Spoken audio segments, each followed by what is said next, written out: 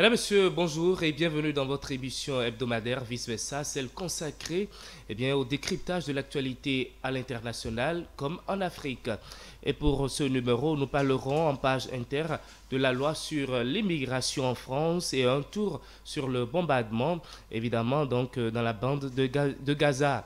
En Afrique, nous allons nous intéresser à la situation de l'opposant sénégalais Sonko, qui vient d'être réhabilité par la justice donc, de son pays. Et puis de Dakar, nous irons en RDC pour opiner sur les préparatifs de la présidentielle avant de revenir au Niger où la CEDEAO tente de changer de tactique, j'allais donc dire.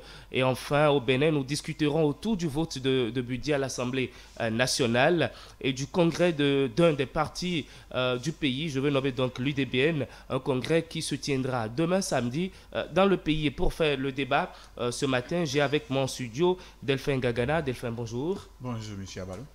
Alors, à côté de vous, j'ai bien sûr Eman Pafé Anyamboussou. Eman, bonjour. Bonjour Axel, bonjour le plateau. En face de vous, Eman, j'ai Colin Sian. Colin, bonjour. Bonjour Eman, bonjour le plateau. Et puis après donc cette phase, la chronique viendra tout de suite boucler la boucle. Mais avant, nous rentrons donc dans le vif avec Newsroom.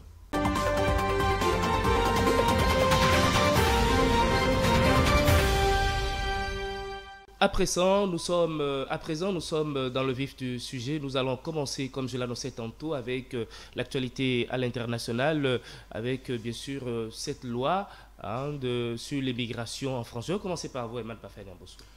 Oui, loi sur l'immigration en France, parce que justement la France aujourd'hui est le théâtre de beaucoup d'éléments, de beaucoup d'événements qui amènent les Français aujourd'hui à repenser un peu l'immigration chez eux, parce que justement, il n'y a pas longtemps, on a assisté à des événements, pas plus tard qu'hier ou avant-hier également, cette fille mongole de 12 ans qui a brandi un couteau sur sa professeure d'anglais.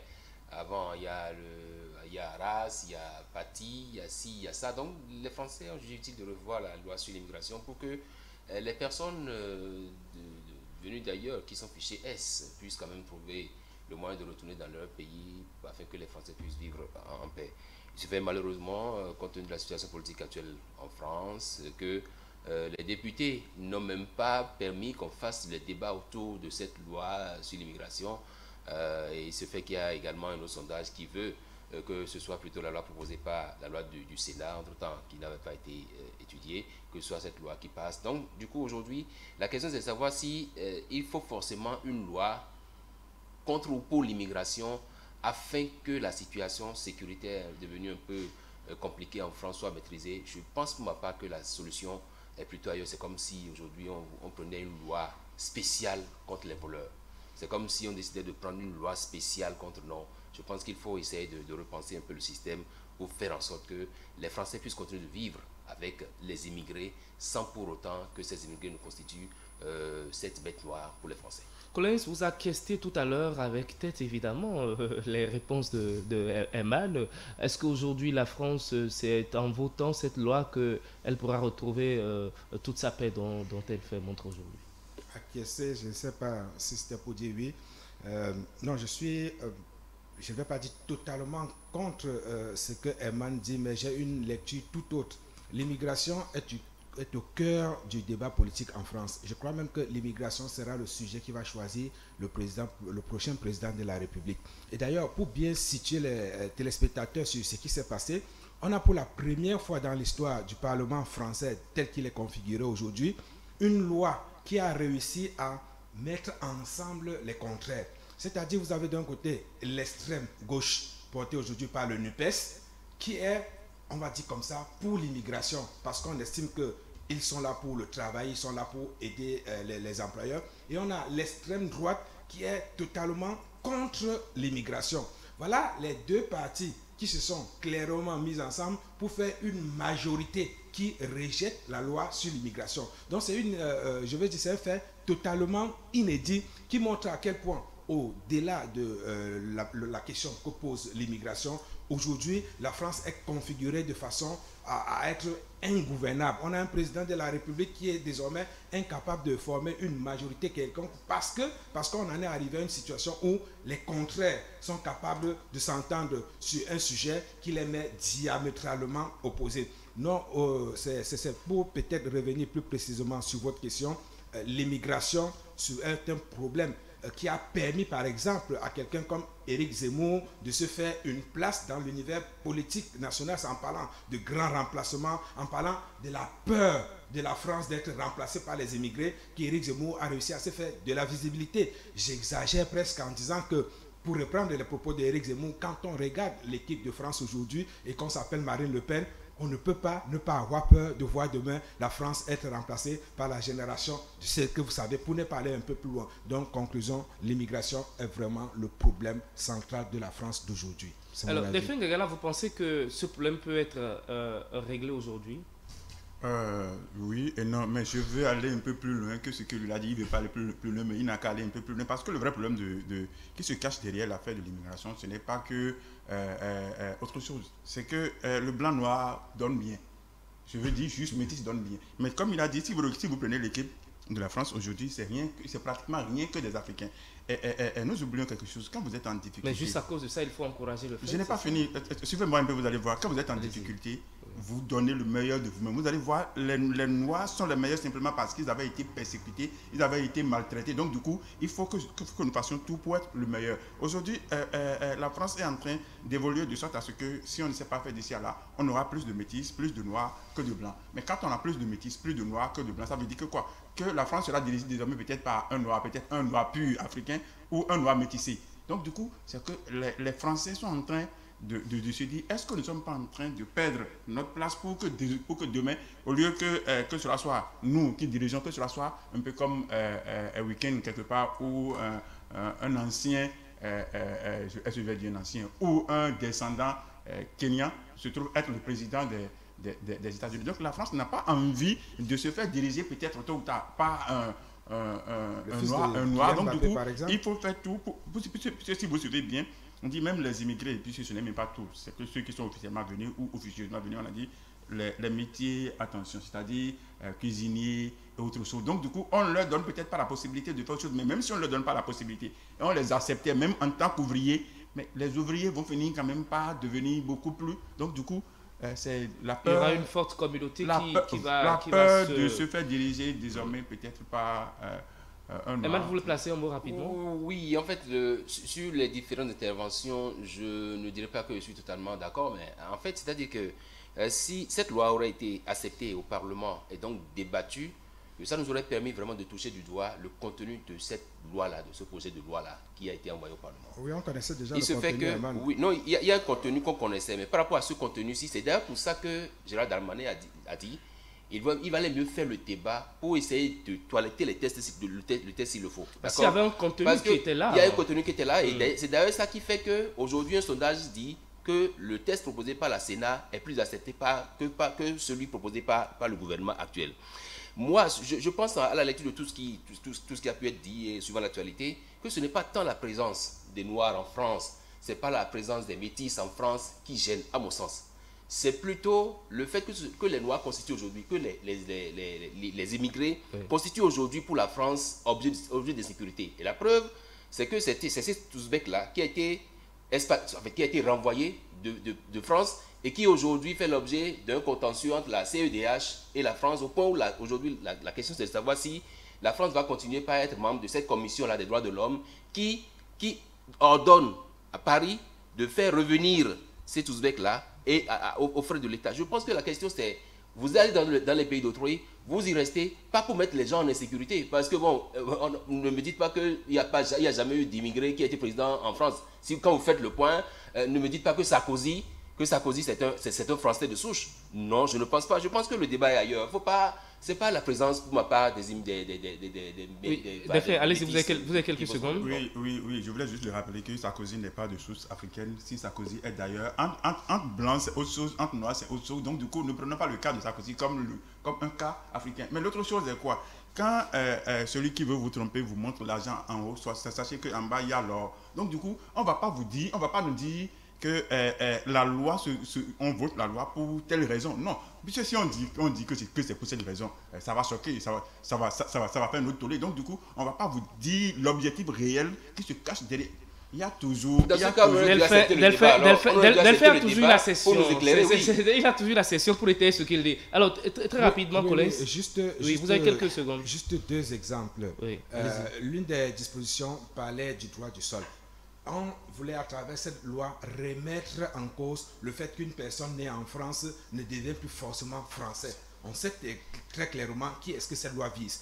Deuxième exemple, deuxième et dernier, il fallait durcir désormais les conditions pour devenir français. Ce n'est pas parce que vous êtes marié à une Française ou à un Français que vous deveniez français. Donc il faut comprendre que cette loi était assez dure, elle avait une cible assez précise et aujourd'hui, ce n'est pas qu'elle a disparu, le débat reviendra. Le débat sur l'immigration est un débat que la France ne peut pas occulter. C'est un débat que la France ne peut pas contourner. C'est un débat qu'il est obligé d'affronter. Malheureusement, c'est un débat qui met à nu aujourd'hui la division de la société française qui ne sait plus quelle est sa propre identité.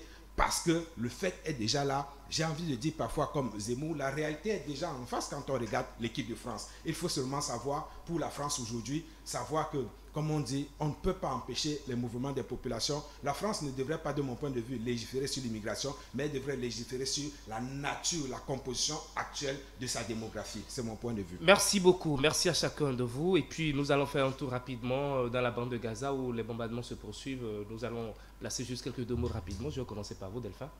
Oui, il avait prédit, on l'avait tous dit ici, que les Américains vont utiliser leur droit de veto pour empêcher l'arrêt et puis on l'a vu, et je crois avoir lu il y a 2 ou 3 jours que les Américains veulent vendre 14 000 obus de chars aux Israéliens. Or, au niveau de l'Ukraine, c'est qu'on leur donne des moyens pour aller contre le plus fort. Mais maintenant, le plus fort, on veut encore lui vendre des moyens pour aller contre le plus faible.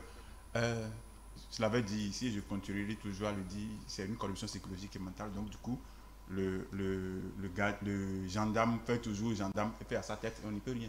Voilà. Emma, oui, 70e jour de guerre, je dirais plutôt d'invasion. La vie des otages, que deviennent-ils ces otages-là? Déjà que la nouvelle donne sur le terrain, c'est qu'on a trouvé le moyen d'inonder les tunnels d'eau de mer, histoire peut-être de noyer d'éventuels survivants à l'intérieur des tunnels. Et aujourd'hui, je pense même que, me semble-t-il, Israël est en train de revoir un peu sa position en disant que oui, que la guerre pourra prendre encore quelques mois, alors qu'on était parti pour détruire le Hamas, soit dit en passant, en quelques jours. Ça rejoint un peu la question de la géopolitique et de la géostratégie en général. C'est là que je finis. Je suis en me demandant comment il se fait que cet Israël assez fort, renforcé par tout ce qu'il a comme moyen technologique, ne puisse pas aujourd'hui nous dénicher un seul des otages. Au point où, je crois, il y a quelques 2 jours, on a vu le corps d'un otage, et peut-être que c'est comme ça que tous les 100 et quelques qui sont encore aux mains du Hamas pourraient passer de vie à trépas. Et c'est les familles israéliennes qui vont souffrir. Alors, la situation, elle devient de plus en plus critique. Ça tue chaque jour. Et je reprends les propos d'Herman qui lui-même reprenait les propos des responsables d'Israël qui disent que la guerre est partie pour durer quelques mois. Conclusion logique, il faut désormais ne plus avoir peur d'utiliser les gros mots. Je pense qu'on est là en train d'aller vers l'extermination clairement d'un peuple. Je pense que Israël est venu à la conclusion, selon elle, que le seul moyen pour Israël de vivre en paix serait qu'il n'existe plus aucune personne dans le monde se revendiquant du Hamas, en tout cas dans la bande de Gaza. Je pense qu'on est parti pour exterminer tout ce qui ressemble à un Palestinien ou représente un membre du Hamas. Je pense que le monde entier s'est préparé à vivre l'une des plus graves cruautés de son histoire sans rien dire. Et donc je pense, comme je l'ai déjà dit ici sur ce plateau, que malheureusement, fatalement, la loi du plus fort est en train de devenir la seule règle qui doit désormais gouverner les rapports entre les États, et c'est triste pour l'humanité. Malheureusement. Alors, nous allons revenir en Afrique. Nous allons parler donc de la situation de l'opposant sénégalais, Sonko, qui a été réhabilité par la justice. Dans le même temps, l'État sénégalais a encore quelques jours devant lui pour interjeter l'appel. À quoi doit-on s'attendre véritablement aujourd'hui pour ce qui est du cas de Sonko dans son pays? Je vais commencer par vous, Delphin. Oui, le cas Sonko, on en avait parlé ici. C'est vrai que la justice a rendu sa décision et l'État va interjeter appel. Mais sachons une seule chose, parce que si Sonko finit peut-être par gagner, ça c'est la perte totale des autorités du pays. Parce que si Sonko se trouve réhabilité, c'est sûr que ce n'est pas à lui d'aller mettre son nom dans les ordinateurs, c'est sûr que ce sont les autorités étatiques qui vont autoriser que son nom soit mis. Mais si on laisse Sonko aller aux élections, c'est que ça, c'est fini pour... Donc vous êtes dans la logique que Sonko ne pourra pas... Enfin, il y aura un appel qui sera interjeté et tout. Donc ça va être bloqué ce qui est en marche actuellement. C'est bien ça. C'est vrai qu'en politique, c'est que deux droites parallèles peuvent se croiser. Mais je trouve très difficile que ces deux droites se croisent pour cette fois-ci. Parce que si ces deux droites se croisent, ce n'est pas bon pour... La mathématique ne va plus exister. Non, Eman, allez-y. Je pense que la situation de l'opposant sénégalais Sonko interpelle plus d'un. Déjà une décision rendue en première instance qui a fait l'objet d'un appel. L'appel qui aujourd'hui confirme ce qui a été rendu en première instance. Et les avocats de l'État pensent toujours que oui, qu'il y a un autre pouvoir en cassation qui pourrait intervenir et donc continuer toujours par remettre en cause la réintégration de Sonko sur la liste électorale, parce qu'il faut d'abord être électeur avant d'être éligible, c'est ça dans tout pays démocratique. La question juste c'est de savoir si même s'il y a pouvoir en cassation, lequel pouvoir n'est pas suspensif de la décision rendue en appel. Est-ce qu'aujourd'hui, nous sommes le 15 aujourd'hui, le 25 ou le 26 je crois normalement, le 25 normalement il doit pouvoir clôturer le 26 décembre, il doit clôturer le dépôt des listes et tout et tout. Aujourd'hui, ce fait qu'il y a une administration qui est un peu... L'administration dans tout pays, elle est pro-gouvernementale, qui ne compte pas faire agir la décision de la justice afin de pouvoir permettre à Sonko de pouvoir candidater, parce qu'il est d'abord candidat à la candidature, même si en temps son parti a été dissous. D'abord, je tire deux conclusions rapidement. Je me dis la justice, dans certains pays, a encore la tête sur les épaules. Parce que si la justice a pu... malgré la forte présence de Macky Sall au pouvoir et tout, si la justice en première instance a dit non, il doit être réhabilité. Et en appel également a conforté la décision de première instance. Je pense à... ça peut paraître aussi un jeu. Nous sommes en politique, tout est possible. Pour moi, c'est un camouflet pour ceux qui pensent que la justice dans des pays n'est pas libre. On ne confirme pas ça, mais ça pourrait être aussi... Ça confirme pour moi que la justice est libre. Parce que là, les juges aussi, ils ont pris des risques. Quand vous êtes jugé, que vous rendez des décisions comme ça, c'est que vous avez pris des risques en rendant des décisions. Ça veut dire que oui, mais on est en politique, ça peut prendre une autre tournure également. On peut négocier également, tout est faisable. Pour qu'il soit réhabilité. Bon, si c'est négocié, de toute façon, ça nettoie un peu l'image de cette justice-là qui serait aux ordres. C'est tout ce que moi j'ai voulu faire passer comme message. Voilà. Super. Collins. Oui, c'est le même angle, c'est-à-dire je ne vois pas le problème Sonko, l'individu, je vois à travers le problème Sonko une vraie bataille autour de ce qu'on appelle la séparation des pouvoirs. Je suis en train de noter, en observant ce débat, jusqu'à quel point on peut avoir un pouvoir judiciaire indépendant d'un pouvoir exécutif au Sénégal. C'est ce que je suis en train d'observer. Donc j'attends le 26, j'attends la fin de cette vraie bataille pour voir. Parce que le pouvoir, il ne se donne pas, le pouvoir, il s'arrache. J'ai le sentiment, moi, que Macky Sall, ou le pouvoir en place, étant en fin de mandat, perd forcément de sa poigne.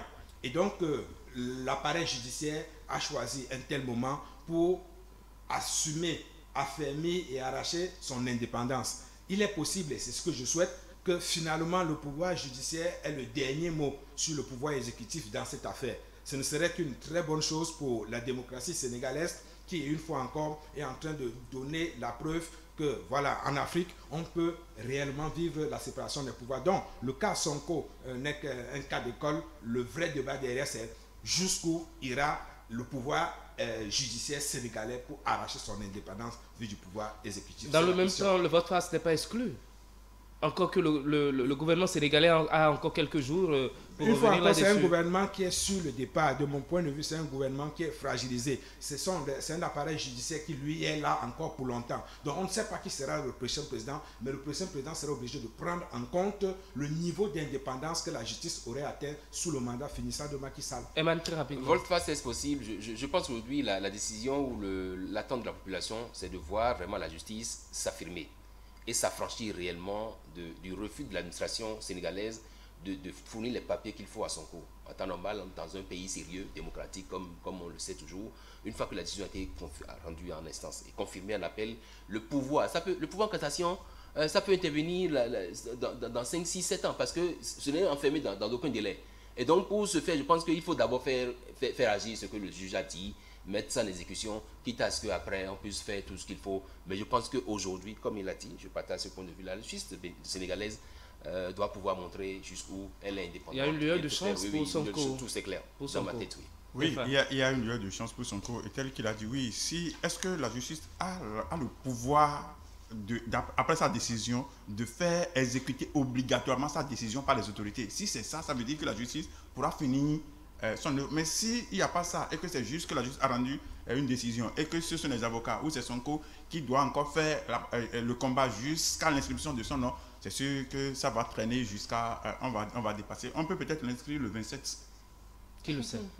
C'est bien possible. Merci. Et puis de Dakar, nous allons nous rendre directement donc en RDC pour parler donc des préparatifs de la présidentielle. Là-bas aussi, ça tire dans tous les sens. L'opposition qui ne veut pas voir le pouvoir en place, le pouvoir en place également qui ne veut pas voir l'opposition. Tshisekedi et donc l'opposition là-bas, ça tire à couteau tiré. Eman. Oui, je pense que c'est de bonne guerre. Hein. Nous sommes en période de campagne électorale pour une élection présidentielle. Tshisekedi qui essaie de renouveler son mandat à la tête de la RDC. L'opposition qui montre quand même une petite cohésion autour de la personne du candidat de Collins Tshisekedi, Moïse Katumbi. Voilà. Donc, je pense que oui. Ce qui va se passer, il y a déjà des appels à la vigilance, un peu comme ça se passe sous nos cieux, où on demande à l'électeur, une fois après avoir voté, de rester pour veiller à ce que ce soit le résultat des urnes qui soit. Je pense que c'est cette sécurité réciproque-là, cette vigilance réciproque qui va permettre vraiment de savoir réellement ce que les Congolais démocratiques, la RDC, les populations auront décidé au soir du 20 décembre. Collins. Eh bien, je reste un partisan. Comme je l'ai dit, je n'interviens pas dans le débat pour l'analyser, j'interviens pour souhaiter que des personnes comme Moïse Katumbi, qui ont consacré toute leur vie à la politique, seront définitivement élues. C'est un souhait personnel, mais il y a aussi une autre curiosité.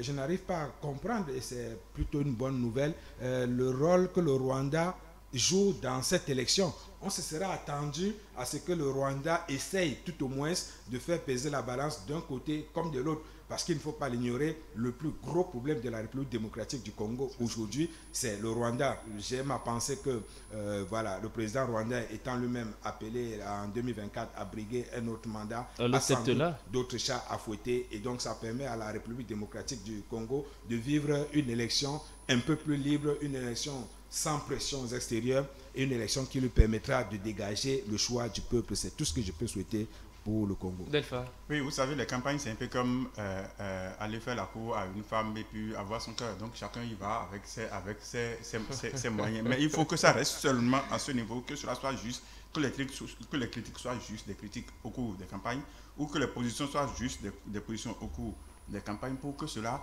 ne déteigne pas. Voilà, puisque si on devrait encore assister à des réfugiés, des fuites, des tirs et autres, ce ne serait pas du tout bien pour l'Afrique. Donc du coup, puisqu'ils avaient déjà bien commencé, parce que le fait quand même de faire participer tout le monde, c'est déjà un prix. Un bon départ. Donc du coup, il faut qu'ils maintiennent cette rythme, cohésion voilà, jusqu'à la fin.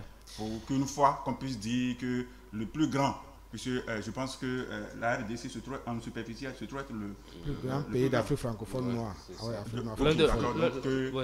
Qui est la paix pour que désormais qu'ils puissent produire suffisamment pour nous nourrir. Parce que mercredi prochain, effectivement, qu'on ait les résultats des urnes, que ce soit vraiment la résultat sortie des urnes et pas de tripatouillage. C'est bien cela notre souhait, nous le souhaitons vivement. Et puis nous allons faire un tour rapidement au Niger pour parler de cette tactique que la CEDEAO aujourd'hui est en train de mettre en œuvre pour faire quoi, aller vers quoi. Quelle sera donc également la position du Tiani face à cette situation? Je vais commencer par vous, Kolesian. L'actualité au Niger est devenue aujourd'hui très lisible. L'actualité au Niger est en train de mettre en exergue ce que tout le monde semblait avoir oublié, c'est que les nations n'ont que des intérêts. Il n'y a que des intérêts qui guident le monde.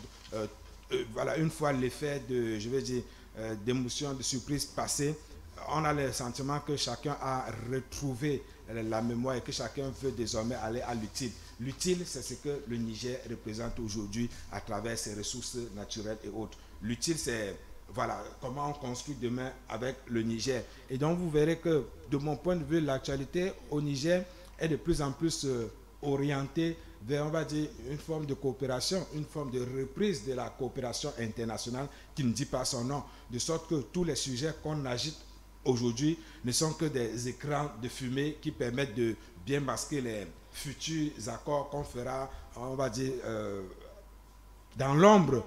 Parce que, honnêtement, ce n'est que de cela qu'il s'agit. Ce n'est que d'un bon partage des ressources, le pétrole notamment, l'uranium notamment du Niger. Tous les autres débats sont des débats de circonstances, ce sont des débats cosmétiques, ce sont des débats pour l'ornement. Rien de nouveau, quoi. Oh, ok, d'accord. Delphin? Oui, le cas du Niger, vous savez, que cela soit la vie, que cela soit la gestion, c'est un peu comme une clôture. Ceux qui sont à l'extérieur voient autre chose et ceux qui sont à l'intérieur voient autre chose. Donc du coup, on ne peut pas savoir ce que l'autre est en train de voir. Nous ne savons pas les informations que nos dirigeants avaient au moment où ils prenaient une certaine décision. Mais le cas du Niger semble un tout petit peu à ce que nous appelons en fond, c'est juste quelqu'un a pété, un gendre a pété, il a regardé derrière pour voir et a retrouvé sa belle-mère. Ce qu'il aurait dû faire en premier, c'est ça qu'il est allé faire en seconde position. Il aurait dû regarder derrière avant de péter, comme ça il allait prendre ses dispositions. Parce que le cas du Niger, il est vrai que beaucoup l'ont dit, beaucoup ont quand même trouvé que certaines décisions n'étaient vraiment pas du tout, je ne vais pas dire bien pensées, mais n'étaient pas du tout les bienvenues. Parce que dire que mon voisin qui a doté sa femme, qu'il a épousé, divorce, et que moi je dis, je dois installer l'ancienne à la place de la nouvelle qui n'a pas encore doté. C'est le voisin qui sait ce qu'il lui faut. Parce qu'après le coup au Niger, on ne fait pas l'apologie de coup d'État, on ne les félicite pas. Mais après le coup, on n'a pas vu un soulèvement ou un soutien pour l'ancien président disant que la population ne souhaite pas son départ et que c'est que ça. On a vu totalement le contraire. Donc les gens ont même applaudi ça. Donc du coup, on devrait pouvoir intégrer ça et savoir que selon les informations, même le palais du Niger se trouve être dans un camp. C'est un camp militaire et que le palais est à l'intérieur. Donc dit qu'on veut envoyer des gens aller attaquer les militaires nigériens pour installer un président nigérien et qui va le surveiller. Parce que qui va surveiller désormais ce président? Oui, on va changer tous les états-majors, tout et tout. Non, du coup, c'était trop difficile. Et l'autre chose, on aurait dû punir même les putschistes, on aurait dû dire bloquer ou faire tout, mais laisser la population vivre, parce que quand on bloque une frontière, quand on coupe l'électricité, ce n'est pas seulement la lumière qu'on coupe, on coupe même tout, parce que les bassins qui seront utilisés pour lutter contre c'est que tout est bloqué. Tout est bloqué. Tout est bloqué. Donc du coup, c'est que là, on est en train de guérir un mal, mais on en crée davantage. C'est pratiquement de l'assassinat. Merci. Oui, on a tous salué le fait que l'option militaire a été écartée, intervenir au Niger pour réinstaller Bazoum dans ses fonctions de président de la République. Cette option a été écartée, donc on était très contents.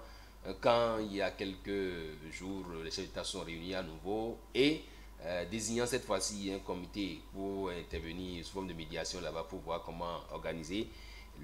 La junte militaire, le CNSP, a réagi et hier, ça a dû demander une autre clarification de la CEDEAO qui dit oui, désormais nous actons, nous prenons pour acte, nous donnons acte à ce coup d'État-là qui a été réalisé. Et donc désormais nous reconnaissons que Bazoum n'est plus président de la République et veut nous présenter un calendrier. Pardon? C'est plutôt Tiani. Non, Bazoum n'est plus président de la République. C'est plutôt Tiani, voilà. qui reconnaît. Maintenant, vous nous présentez un calendrier rapide pour une transition démocratique rapide. Je pense que c'est déjà heureux qu'il y ait un dégel de la situation à Niamey. Et maintenant, entre Niamey et puis la CEDEAO, maintenant, ce que dit Delphin, pour lequel je suis d'accord, c'est qu'il faudrait trouver le moyen pour que les populations nigériennes ne puissent pas trop souffrir du mauvais fonctionnement à la tête de l'État. Non, pas du tout.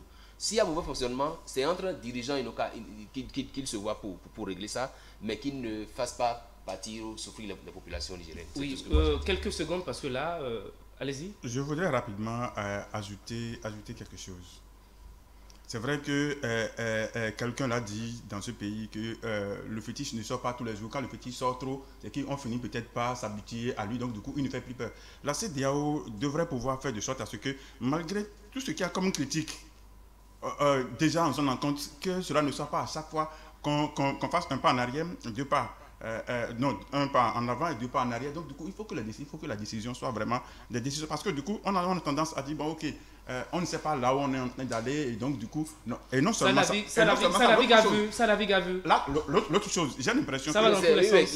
Les sensations quand même vont un peu décrescendo. Il ne faut quand même pas dire que... Il n'y a plus cette fermeté du début. Oui. Désormais, il y a une sorte de... On la laisse un peu. Un papa qui sanctionne... Et vous l'avez dit, Delphin, vous avez dit que vous ne savez pas ce que les dirigeants de la CEDEAO ont eu comme information et qui a fait qu'ils ont pris des décisions en son temps. Oui. Si maintenant, ils ont appris d'autres choses, ils reviennent encore sur les décisions. À ce qu'on revoit leurs décisions, je pense qu'il faut saluer plutôt cette ouverture entre la CEDEAO et Merci Delphin. Je sais que vous avez assez d'accession pour détailler ce que vous voulez dire. Mais en parenthèse, on ne peut pas autoriser à ce qu'un père de famille ne fasse que des erreurs parce que le fait même de vouloir régler le problème et envoyer quelqu'un que les autres ne veulent pas, c'est encore empirer la situation. On vous aurait compris. Merci beaucoup à vous Delphin Gagana, merci. Je sais que nous allons trouver la formule pour revenir donc de plus en plus sur cette situation. Direction à présent le Bénin où nous allons parler donc, nous allons discuter autour donc du vote du budget à l'Assemblée nationale. Sur ce, je vais commencer par vous, Eman Parfait Anyambossou. On était donc à l'Assemblée nationale pour le vote du budget. Oui, on était à l'Assemblée pour le vote du budget. J'ai suivi un peu à travers, je salue d'ailleurs les confrères de télévision Hémicycle. J'ai suivi de bout en bout le déroulement de la plénière. Première partie, vote 82 pour, 27 contre, et donc 0 abstention. Deuxième partie du budget, que c'est présenté en partie, même score. Les livres 1 et 2 validés, même score. Et à la fin, ça avait déjà présenté l'ossature du vote et tout. On a eu 82 pour les plus de 3 000 et quelques milliards de francs CFA et 27 contre. Alors qu'on s'attendait plutôt à voir 81 pour et 28 contre. Parce que justement, le président de l'Assemblée nationale, le président de cette plénière-là, c'était le deuxième vice-président qui se fait être quelqu'un de l'opposition. Alors, il a validé ce vote-là, il a validé ce budget-là. La question, c'est de savoir, est-ce qu'il a trahi son camp? Est-ce qu'il a voté parce qu'il est président de l'Assemblée nationale, en fait, pour la circonstance, président donc ad hoc? Oui. Est-ce qu'il a voté oui pour ce budget parce qu'il se retrouve dans ce qui est prévu et parce que les confidences disent que cet monsieur, il est du mono et il dit le seul fait pour lui de trouver dans ce budget-là la construction de telle route, ça suffit pour qu'il valide parce qu'il estime que c'est une route qui dessert assez ces populations et une route pour laquelle les populations souffrent en ce moment parce que la route n'est pas en bon état. Et une fois que c'est pris en compte dans ce budget, il n'y a rien à faire, lui, il ne peut que voter. Et d'ailleurs, c'est ça qui a fait de lui, ses propos contiennent de lui dit, la mouvance n'est pas une peste. Donc, il ne s'est pas dit qu'il faut fuir tout ce que la mouvance fait. Pour moi, il a été objectif dans sa démarche. Les autres ont les raisons pour lesquelles ils n'ont pas voté pour ce budget-là. Et on peut le leur accorder. Voilà. Delphin? Oui, voter pour, voter contre, c'est quelque chose qui permet quand même d'animer le débat dans le pays. Mais ce qu'il faut retenir, le vote de l'honorable Ahossi, moi j'estime que quand on arrive à un certain niveau, on se dit, bon ok, on n'est plus vraiment apte à être, je vais dire, manipulé, non pas manipulé, mais plus on se sent un peu libre. Donc du coup, moi je dis, s'il vote, c'est bien, mais que les démocrates, les autres votent contre, ce n'est pas une première. Hein. On avait vu beaucoup de lois où les gens ont participé, ils ont fait des amendements, ils ont tout dit. Mais à la fin, ils ont voté contre. Mais il y a d'autres qui ils ont fait des amendements. Ils ont voté contre, pas principe ou pas suivisme. C'est ça. C'est bien de préciser qu'ils ont voté contre par conformisme. C'est là que je voulais en venir. Voilà. Et donc, il y a des fois où ils ont fait le débat, on trouve qu'ils ne vont pas voter, mais vous allez voir, à la fin, ils ont voté. Donc, du coup, voter pour ou voter contre, parfois, au niveau de l'Assemblée nationale, c'est juste politique politicienne, ou c'est juste pas suivisme, c'est juste peut-être histoire de maintenir. Parce que quoi? Les démocrates auront du mal, l'ensemble des puisques selon les Ouidi, c'était même dit qu'ils voulaient voter, ils voulaient même tous voter pour, mais après que ça a changé. Mais ils auront plus du mal à justifier voter pour que de justifier voter contre. Parce que s'ils votaient pour, on aura tous les arguments pour dire peut-être que la rencontre du 27 a fait couler de l'eau sous les ponts, ou que si ou que ça. Beaucoup d'arguments de toutes les façons. Donc voilà. Du coup, bon, alors, moi, je trouve que... Collins, votre appréciation? Je pense que le vote d'un budget, c'est plusieurs étapes. Et qu'après le vote d'un budget, ce qui me paraît le plus important, c'est l'explication que chaque député donne à l'option qu'il a choisie. L'explication qu'il donne au fait d'avoir voté ou de n'avoir pas voté le budget. Donc, pour revenir au cas de Basilea aussi, on entend dire qu'il a estimé que les opposants, ses propres collègues, ont participé aux travaux en commission. Que pendant les travaux en commission, les opposants ont fait des propositions. Que pendant les travaux en commission, ces propositions ont été prises en compte. Et donc, si on devait être cohérent avec soi-même, on ne peut pas faire des propositions, voir nos propositions être prises en compte et venir après rejeter le document final. Voilà une explication qui, moi, me paraît avoir du sens. Maintenant, il faut aussi écouter l'autre son de cloche. Ceux qui n'ont pas voté pour ce budget, qu'est-ce qu'ils disent? Moi, c'est ce qui m'intéresse. Je ne sais pas ce qu'ils disent. Est-ce qu'ils ont, comme le dit Basilea aussi, participé aux travaux? Est-ce que pendant les travaux, ils ont fait des propositions qui ont été prises en compte?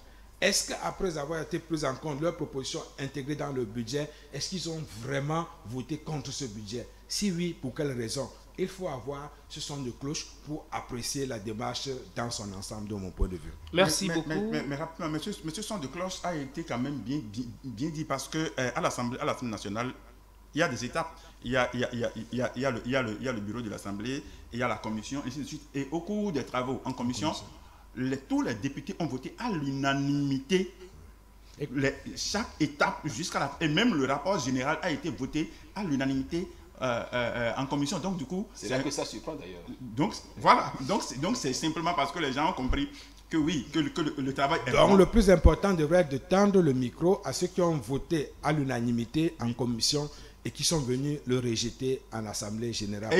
Il faut essayer de comprendre et pour apprécier. Merci. Nous allons revenir certainement sur ce sujet avec un invité spécial s'il le faut même. Je pense que le DTV va s'appliquer là-dessus. Nous aurons même un député. Nous allons revenir donc sur ce débat dans une autre émission spéciale que nous allons vous présenter. Et puis nous allons poursuivre donc cette émission. Nous allons parler donc du congrès de l'UDBN qui est donc pour demain. Très rapidement, nous allons toucher du doigt les réalités. Très bien. Je vais commencer par vous, Eman Pafadiamboussou. Oui, d'abord rapidement dire que l'UDBN, ce parti qui était présidé par Claudine Prudencio, qui est devenue après présidente d'honneur du parti parce qu'elle appelée à d'autres tâches à l'INF et tout. Ce parti va à un congrès extraordinaire et le thème c'est Renaître pour conquérir. Renaître, oui, pour conquérir quoi? 2026 sans doute en vue. Renaître, oui, c'est-à-dire donc il y a des réformes à l'interne, réformes internes au parti qui vont être actées demain, sans doute également. Je pense que ce qu'il faut plutôt voir, c'est comment est-ce que ce parti essaie de renaître de ses cendres. Parce que pendant longtemps, et d'ailleurs pour tenir compte des élections législatives de 2023, ça n'a pas fait très bon score. Hein, et donc, c'est comment faire pour que ce parti, cette dame qui se bat un peu sur le terrain politique, puisse quand même retrouver ses lettres de noblesse, puisse quand même retrouver sa place et faire en sorte que ce parti puisse faire parler de lui pour les prochaines échéances électorales. Voilà. Colessian, l'UDBN en congrès. Quand Eman en parlait, ça m'a rappelé un autre parti où on a eu un président fondateur qui est d'abord resté en retrait. Un président fondateur qui est resté président d'honneur. Il y a eu un congrès, il est redevenu président du parti.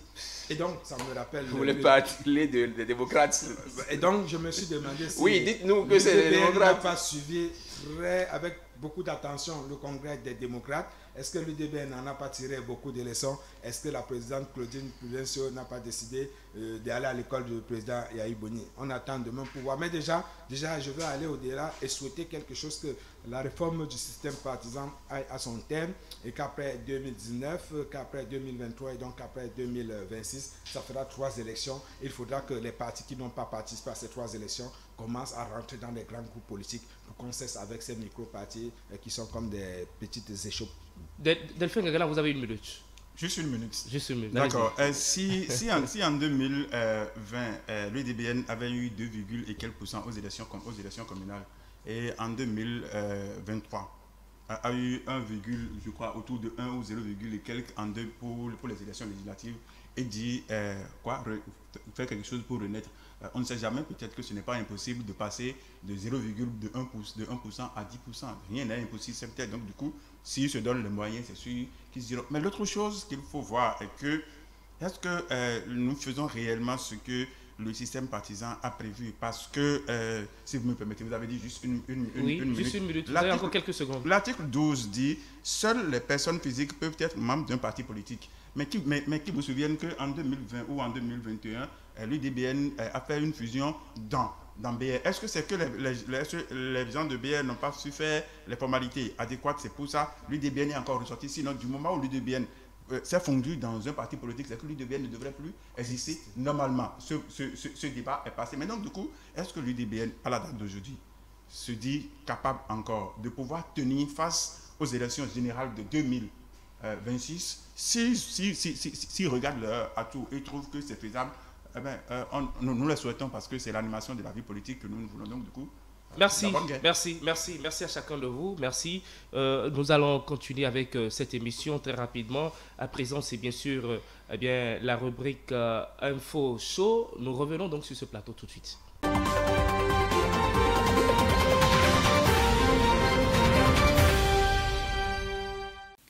Les opposants africains, cas de Basile Léon Arrossi. On sait la critique facile et l'art difficile. Nous avons toujours écouté ceux dont le travail consiste à critiquer, c'est-à-dire les opposants. Conséquence, nous avons toujours pensé que les démocraties africaines étaient malades de ces hommes au pouvoir. Faux, très faux, archi faux. Non, ce n'est pas totalement faux. Disons plutôt que c'était sans doute vrai hier, mais que cette vérité commence à devenir un mensonge aujourd'hui. Aujourd'hui, en effet, toujours en écoutant nos opposants, on découvre le nouveau mal de nos démocraties. Chez nous, par exemple, ce nouveau mal a un nom. Basile Comlan Léon Arrossi. Voilà un opposant qui, selon les opposants, serait la pire chose qui puisse arriver à notre démocratie. Qu'est-ce que le sieur Basile Arrossi a fait de si grave pour être à ce point traité par ses propres amis opposants comme un danger pour notre démocratie? Je vais vous le dire tout de suite. Ce Basile Arrossi, opposant de son État, a osé applaudir un acte du gouvernement. Oui, vous m'avez bien entendu. L'opposant Basile Arrossi, député au Parlement, a osé voter le budget de l'État exercice 2024 présenté par le gouvernement. Blasphème, trahison, sacrilège, scandale. Selon les autres opposants, les vrais, les purs, les opposants authentiques, Basile Léon Arrossi est devenu le plus grand mal qui menace notre démocratie. Selon la race d'opposants que nous avons aujourd'hui, un opposant comme Basile Arrossi est une menace pour la survie de l'opposition et partant, une menace pour la survie de la démocratie. Carrément. Mais pourquoi une telle panique dans le rang des opposants? Simplement parce qu'un opposant a osé voter le budget présenté par un gouvernement en place? Non.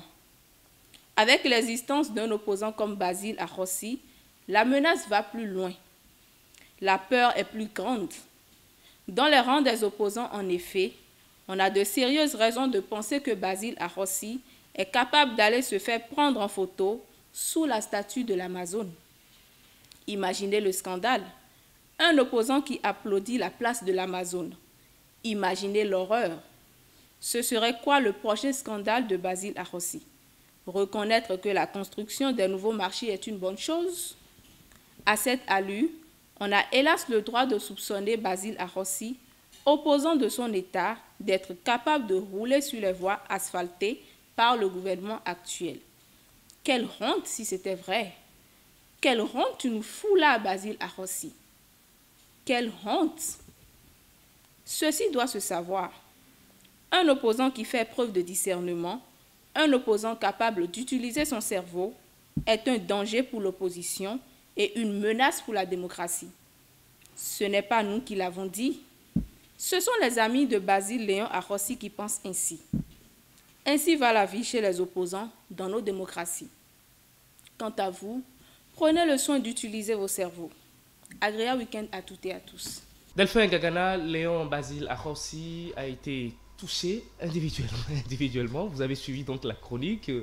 Votre appréciation là-dessus? C'est la preuve que même avec votre femme à la maison, l'unanimité ne peut pas être faite autour de tout. Donc l'opposition se trouve encore dans l'opposition et l'opposition se trouve encore dans la mouvance. Quand je dis ça, c'est juste pour dire que déjà à deux, vous ne partagez pas entièrement tous les points de vue. Donc du coup, c'est de la bonne guerre que ça se passe ainsi. C'est ce que nous voulons. Ça nous permet de rire parce qu'on ne peut pas rester indéfiniment adversaire. Il faut à un moment donné qu'il y ait un point de convergence où nous allons nous retrouver parce que nous voulons tous le développement du pays. Donc du coup.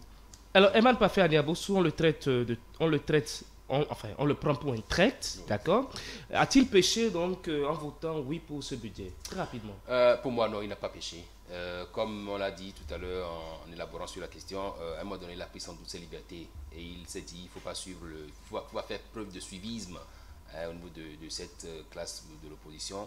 Il faut agir en tenant compte de ce que son cœur lui dit, l'objectivité. Il a voté pour, il connaît les raisons, il sait les raisons pour lesquelles il a voté pour ce budget.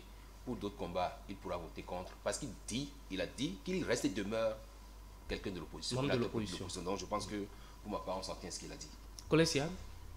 Je suis, pour reprendre certains thèmes de la chronique, j'ai peur pour une certaine opposition radicale qu'elle en arrive à faire des débats du genre est-ce qu'il faut qu'un opposant utilise des voies bitumées par le régime en place? Parce que ça donne l'impression que tout ce qu'un gouvernement en place fait doit être rejeté par une bonne opposition. On en vient donc à penser que, voilà, le jour où on aura la preuve que l'air que nous respirons est produite par le gouvernement, il y a un opposant qui dira « Ah, si c'est ça, moi je ne respire pas de cet air-là. » Est-ce que c'est vers ça qu'on s'en va? J'espère que non. Merci. Merci à chacun et à tous. Haut et court à présent, nous allons distribuer les cartons et c'est juste après ceci.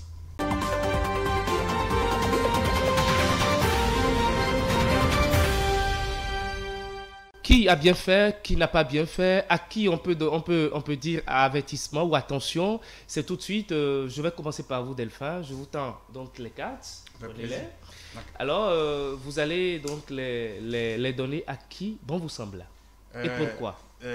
Il y a une danse qu'on appelle Tipinti qui nous égaye, que nous adorons dans notre pays, mais une décision Tipinti ne sera pas une décision que nous allons apprécier. Donc, carton rouge à la CEDEAO pour une décision Tipinti. Donc, désormais, il faut que les choses soient vraiment mieux faites pour qu'on avance. Tipinti, c'est une danse à reculons, c'est ça? À reculons, on fait un pas en avant et on fait deux pas en arrière. Donc, il faut qu'on évite que nos décisions soient des décisions à la danse Tipinti. Donc, carton rouge à la CEDEAO et puis aux membres de la CEDEAO. Il faut que désormais que la CEDEAO soit vraiment la CEDEAO du peuple, c'est-à-dire de la population, et non CEDEAO des dirigeants. Carton jaune aux autorités ou aux candidats aux élections présidentielles ou aux élections générales au niveau du Congo. Que les décisions, que les positions, que les critiques soient réellement des critiques juste pour les élections et que ça ne s'enflamme pas parce que nous ne voulons plus de la guerre, nous ne voulons plus de ce genre de choses en Afrique. Que cela soit juste un jeu et que ça se termine à ce niveau. Carton blanc au gouvernement pour l'inclusivité. Quel gouvernement? Vous parlez de quel gouvernement? Du gouvernement béninois. Du Bénin. Oui, ça c'est de chez moi. Je descends complètement maintenant chez moi. Pour dire carton blanc au gouvernement pour l'inclusivité autour des travaux du budget. Et même du budget, même parce que qu'on vous dise que Oui. 36 amendements ont été acceptés sur 32. Sur 38. Sur 38. Donc Oui, près de 98 et quelques pourcents. Je pense qu'il faut saluer. C'est du bon. Plus que du bon. Merci. Il faut saluer ça. Emmanuel Pafer-Niabossou. Et parce que 36 amendements sur 38 ont été pris en compte et donc salués par tous les députés, moi je donne carton rouge aux députés de l'opposition, carton rouge aux démocrates, à ces 27 députés qui ont voté contre ce budget juste parce que, oui, il faut le faire.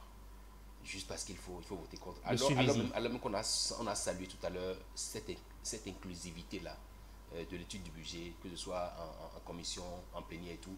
Et donc je pense qu'il faut donner carton rouge à ces députés-là parce qu'il faut désormais qu'ils sachent quel discours ils vont tenir face à leur population, à la population dont les aspirations ont été prises en compte dans ce budget-là. Merci. Carton rouge donc aux démocrates. Carton jaune. Oui. Carton jaune au Parlement français. Parce que, oui, quand la question, ça relève des questions d'État, ça relève des questions de vivre ensemble, il ne faut pas... Désormais, quand vous suivez l'actualité au niveau du Parlement français, vous avez l'impression de voir une autre image de la France, où on parle à la Première ministre, on fait comme si ouais, ça ne va plus. Je pense qu'il faut qu'on revoie un peu les positions au niveau. Carton blanc à la justice sénégalaise.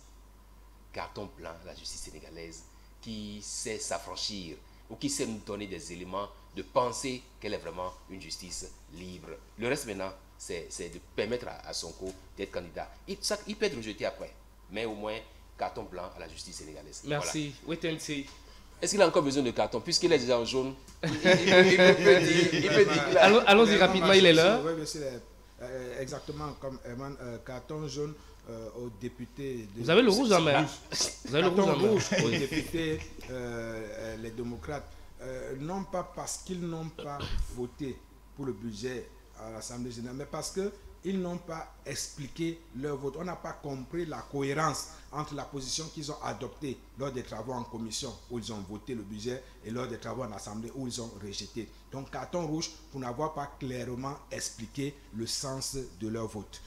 Ensuite, carton jaune comme ma tenue à la CEDEAO qui, comme je l'ai dit dans mon propos pendant le débat, voilà, ne mérite plus qu'on fasse le débat parce que la CEDEAO commence à ressembler à une institution de cirque, pour ne pas dire un animal de cirque, je préfère dire une institution de cirque. On ne comprend plus très bien son rôle, on se demande voilà, sa raison d'être désormais. Carton jaune avertissement et naturellement carton blanc à la justice sénégalaise aussi, parce que c'est un vrai mérite ce qui se passe actuellement au Sénégal, de savoir que oui, la séparation des pouvoirs est possible.